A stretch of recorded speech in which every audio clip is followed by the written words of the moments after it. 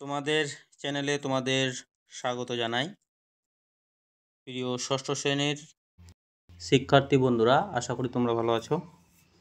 তো আজকের আলোচ্য বিষয় ফার্স্ট সামাটিভ ইভালুয়েশন ক্লাস 6 পরিবেশ ও বিজ্ঞান প্রশ্ন উত্তর। তো দেখো, বিভাগ ক একের দাগে বলা আছে ঠিক উত্তরটি বেছে নিয়ে লেখো।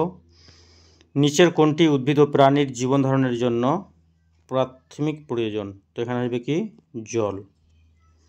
2 নম্বর প্রশ্ন, অ্যান্টিবায়োটিক উৎপাদনকারী ছত্রাকটি হলো, এটা আসবে কি পেনিসিলিয়াম। কয়লা, পেট্রোল প্রভৃতি জ্বালানি যে দূষণের প্রধান উৎস, তা হলো কি বায়ু দূষণ। মানুষের দেহে বৃক্কের সংখ্যা 2টি। নিচের কোনটির অণু এক পরমাণুক? এটা হবে হিলিয়াম। তারপর নাইট্রোজেন মনোক্সাইডে নাইট্রোজেনের যোজ্যতা কত? এটা হবে 2। তারপর দেখো, কোন ভিটামিন আমাদের চোখ ভালো রাখতে সাহায্য করে? তো ভিটামিন এ। মানুষের দাঁতে ধীরে ধীরে ছোপ পড়া, এটি কী ধরনের পরিবর্তন? এটা রাসায়নিক পরিবর্তন। অ্যামোনিয়া কতগুলি নাইট্রোজেন এবং হাইড্রোজেন পরমাণু আছে? অ্যামোনিয়াতে 1টি নাইট্রোজেন এবং 3টি হাইড্রোজেন পরমাণু আছে। শূন্যস্থান পূরণ করো। ড্যাশ গাছের ছাল থেকে কুইনাইন পাওয়া যায়? তো সিনকোনা গাছের ছাল থেকে কুইনাইন পাওয়া যায়। গাছের খাবার তৈরি আসলে ড্যাশ পরিবর্তন? এটা হবে রাসায়নিক পরিবর্তন। ধাতুকল্পের উপস্থিতিতে পানীয় জল বিষাক্ত হয়? তো আর্সেনিক ধাতুকল্পের উপস্থিতিতে পানীয় জল বিষাক্ত হয়।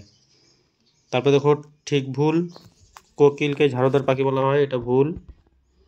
সৌরশক্তি একটি প্রচলিত শক্তি? এটা ঠিক। যোজ্যতা সর্বদা পূর্ণ সংখ্যায় হয়? এটাও ঠিক।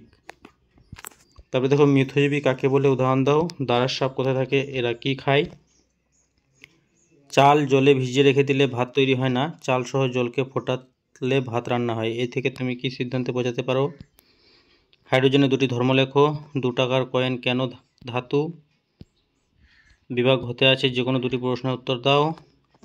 আমাদের চারপাশে পরিবেশ পরিষ্কার রাখতে সাহায্য করে এমন 3টি প্রাণীর নাম ও তাদের দূষণ নিয়ন্ত্রণের ভূমিকা লেখো। মরচে কি? মরচে নিবারণের উপায় কি?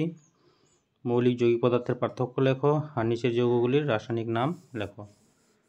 তো প্রিয় শিক্ষার্থী বন্ধুরা, ভিডিওটি ছিল এই পর্যন্তই। ধন্যবাদ।